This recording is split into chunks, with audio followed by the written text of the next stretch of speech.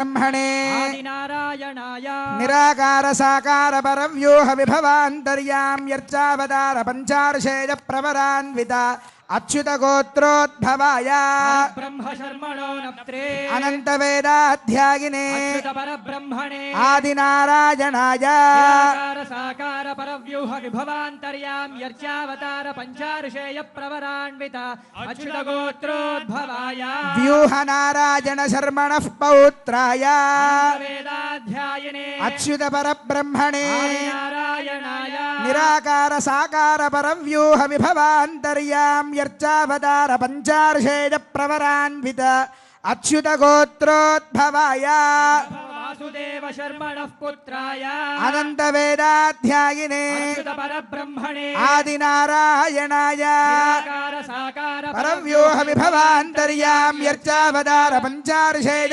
प्रवरान्वित अच्युत गोत्रोद्भवाय भद्र साक्षात् श्रीमन्नारायण स्वरूपाय भद्राचल श्रीराम नारायण स्वामिने वराय चतुर्वेदाध्यायिनी सौभाग्य विश्वंभरे निराकार साकार चिदतीश्वर त्रयार्षेय प्रवरान्वित सौभाग्य गोत्रोद्भवा विश्वंभर शर्मणो नप्त्रे चतुर्वेदाध्यायिनी सौभाग्य विश्वंभरे निराकार साकार चिदतीश्वर त्रयार्षेय प्रवरान्वित सौभाग्य गोत्रोद्भवा रत्नाकर शर्मणः पौत्रे चतुर्वेदाध्यायिनी सौभाग्य विश्वंभरे निराकार साकार चिदतीश्वर त्रयार्षेय प्रवरान्वित सौभाग्य गोत्रोद्भवा अर्णव शर्मणः पुत्रे चतुर्वेदाध्यायिनी सौभाग्य विश्वंभरे निराकार साकार चिदतीश्वर त्रयार्षेय प्रवरान्वित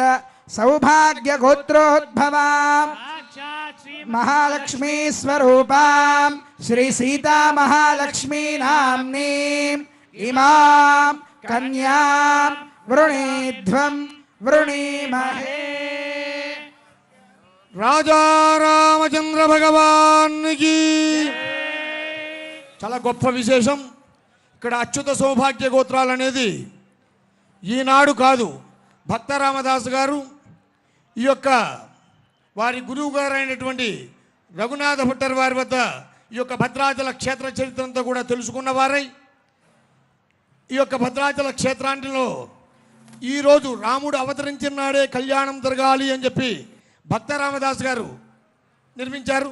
ఆ రోజు నుంచి ఈ రోజు వరకు కూడా ఎప్పుడూ కూడా ఎప్పుడు ఏనాటికి కూడా భద్రాచల క్షేత్రంలో ప్రవరణలు మాత్రం లక్ష్మీనారాయణలో ప్రవరణ చెప్పడం అనేది పూర్వం నుంచి వస్తుంది, ఇప్పుడు ఉంటుంది, ఇక ముందు కూడా అదే జరుగుతుంది. జై శ్రీరామ్, రామనారాయణ గోవింద. అంతా కూడా నమస్కారం చేసి చెప్పండి. దాస్యామి సామ్రాజ్యమిత్యాశిషో వాచనం కుర్యాత్ సామ్రాజ్యం భోజ్యం స్వరాజ్యం వైరాజ్యం పారమేష్ట్యకం రాజ్యం మహారాజ్యమాధిపత్యమయం.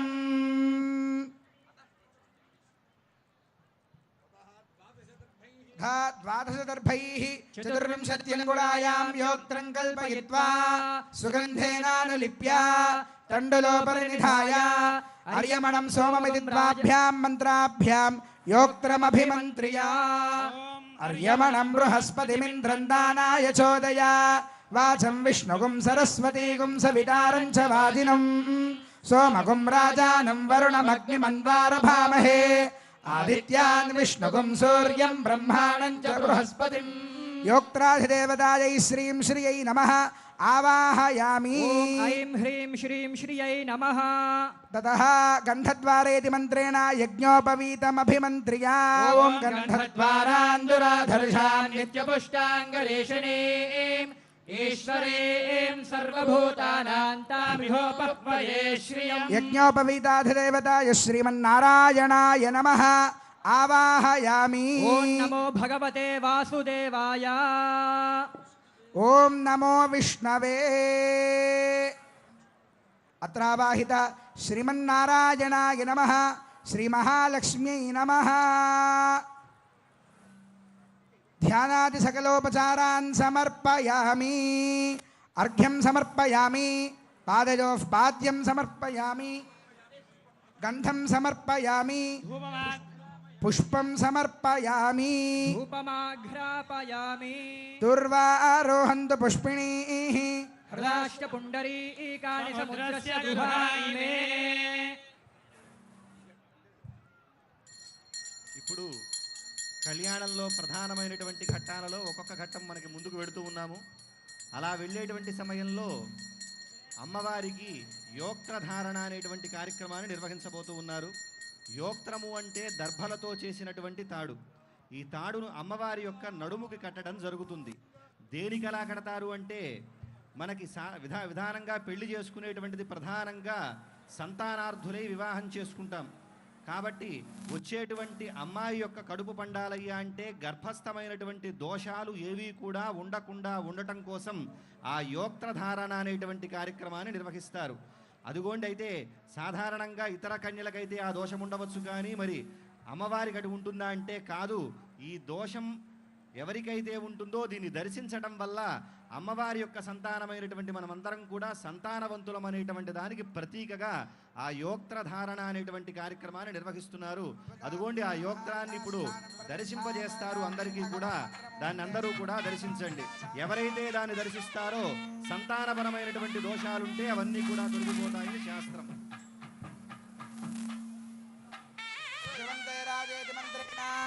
श्री सीता महालक्ष्मी देव्याः कटिस्थाने योक्त्रबन्धनं कृत्वा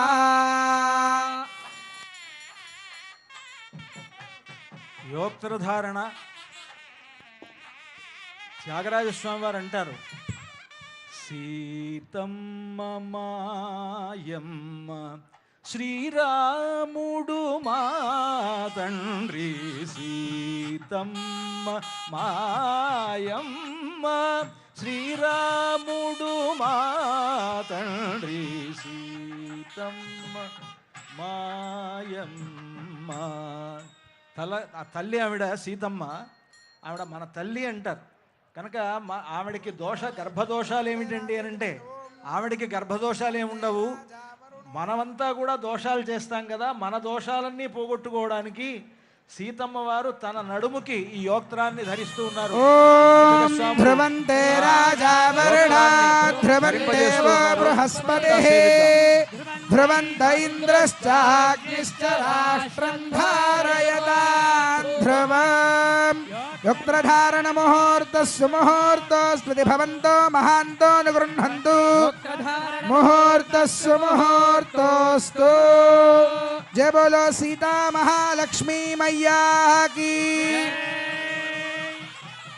అమ్మవారికి ఏ విధంగా యోక్త్రధారణ జరుగుతుందో కళ్యాణోత్సవంలో స్వామివారికి యజ్ఞోపవీత ధారణ కూడా ఇప్పుడు జరుగుతుంది. శ్రీ జగదాంపతే అనంతరాశ్రమ సిద్ధ్యర్థం ద్వితీయ యజ్ఞోపవీత ధారణం కుర్యాత్. ధారణార్థం అర్ఘ్యపాద్యాచమనీయాని దత్వా శ్రీరామచంద్ర పరబ్రహ్మణే నమః. ఇదమర్ఘ్యం సమర్పయామి, ఇదం పాద్యం సమర్పయామి, ఇదమాచమనీయం సమర్పయామి. ద్వితీయాశ్రమ సిద్ధి. ద్వితీయాశ్రమం అనంటే బ్రహ్మచర్యం నుండి గృహస్థు అవుతున్నాడు రామచంద్రమూర్తి. సీతమ్మ వారిని కళ్యాణం చేసుకొని ఆయన ఈనాటి నుండి ఆయన రెండో ఆశ్రమంలోకి గృహస్థాశ్రమంలోకి ప్రవేశిస్తున్నాడు.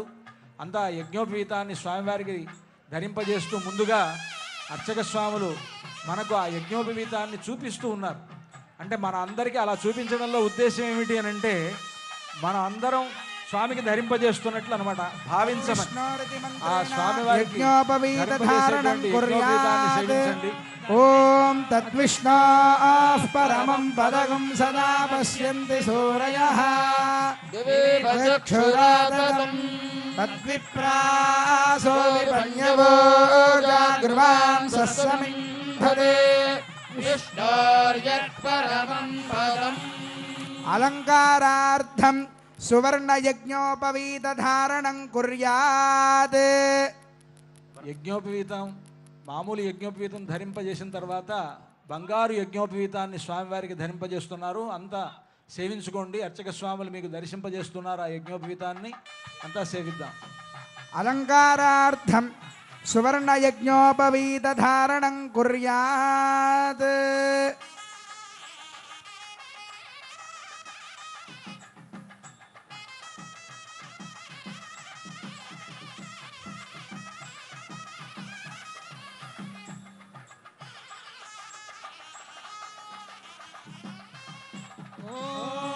యజ్ఞోపవేతం పరమం పవిత్రం ప్రజాపతేర్యత్సహజం పురస్తాద్ ఆయుష్యమగ్ర్యం ప్రతిముంచ శుభ్రం యజ్ఞోపవీతం ఫలమస్తు తేజః.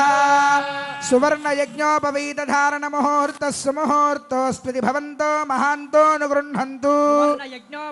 ధారణ ముహూర్త సుముహూర్తోస్తు. జయ బోలో రాజా రామచంద్ర భగవాన్ కీ. ततः वरपूजां कुर्यात्. उत्तराग्रं कूर्चं नारायणस्यासनं दत्त्वा. యజ్ఞోపవీత ధారణ జరిగిన తర్వాత స్వామివారు ఇప్పుడు రామచంద్రమూర్తికి వరపూజ జరుగుతోంది. ఈ వరపూజలో ముందుగా పాద ప్రక్షాళనం చేస్తారు. ఆ పాద ప్రక్షాళనం జరిగిన తర్వాత స్వామివారికి వరుసగా మధుపర్క ప్రాశనం, అలాగే నూతన వస్త్రాలు ఇవన్నీ కూడా సమర్పిస్తారు. ఆ రకరకాలైనటువంటి ఆభరణాలు, బంగారు ఆభరణాలు ధరింపజేస్తారు. ఇదంతా కూడా వరపూజ అంటారు. ఆ పాద ప్రక్షాళనను అర్చక స్వామి నిర్వహిస్తున్నారు. మనంతా కూడా సేవిద్దాం. ఓం ప్రతద్విష్ణుస్తవతే వీర్యాయ మృగో నభేమః కుశరో గిరిష్ఠాః యస్యోరుషత్రిషు విక్రమణేషు అధిక్షయంతి భువనాని విశ్వా పరో మాత్రయా తనువావృధానా నతే మహిత్వమన్వశ్నువంతే ఉభేతే విద్మరజసే పృథివ్యా విష్ణో దేవత్వం పరమస్య విచ్చే. ప్లోతవస్త్రేణ సంభృజ్య నయశ్చక్రాయ విద్మహేతి నారాయణాస్త్రేణ పాదారవిందయోరభిమంత్ర్య. ఓం నయశ్చక్రాయ విద్మహే సహస్రజ్వాలాయ ధీమహి తన్నశ్చక్రః ప్రచోదయాత్.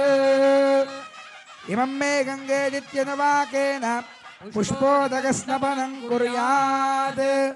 ఓం ఇమం మే గంగే యమునే సరస్వతి సతద్రష్టోమగుం సచతాపరిష్ణియా అసిక్నియా మరుత్వృధే వితస్తయార్జీకీయే శృణహ్యా సుషోమయా. అర్చత ప్రార్చత హిరణ్యరూపైతి ద్వాభ్యాం మంత్రాభ్యాం స్వర్ణాభరణైః దేవదేవం శ్రీరామచంద్రస్వామినమలంకృత్య.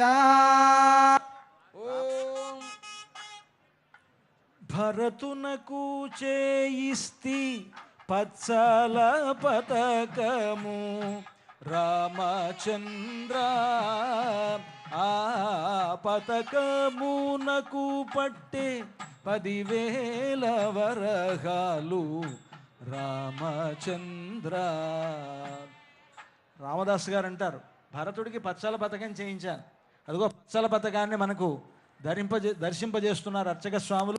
ఈ పచ్చల పతకాన్ని రామచంద్రమూర్తికి ఇప్పుడు అలంకరిస్తారు. మామూలుగా ఆయన భరతుడికి కదా చేసింది, మరి రాముడికి ఎందుకు అలంకరిస్తారంటే భరతుడు ఆ రాముల్లోనే ఉన్నాడు, శంఖచక్రములుగా ధరించి ఉన్నాడు కదా. శంఖం భరతుడు, చక్రం శత్రుఘ్నుడు అని అంటారు ఇంకొక కీర్తనలో రామదాసు గారు. కనుక అక్కడ శంఖాన్ని ధరించి ఉన్నాడు. ఆ భరతునికి బదులు రామచంద్రమూర్తే ఈనాడు ఆ పచ్చల పతకాన్ని ఈ కళ్యాణోత్సవ సమయంలో ధరిస్తారు.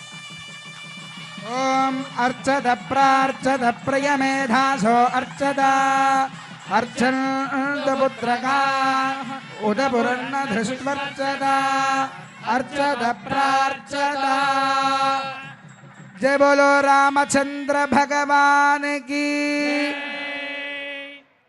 తరువాత సీతమ్మకు చేయిస్తే చింతాకు పతకము అంటారు.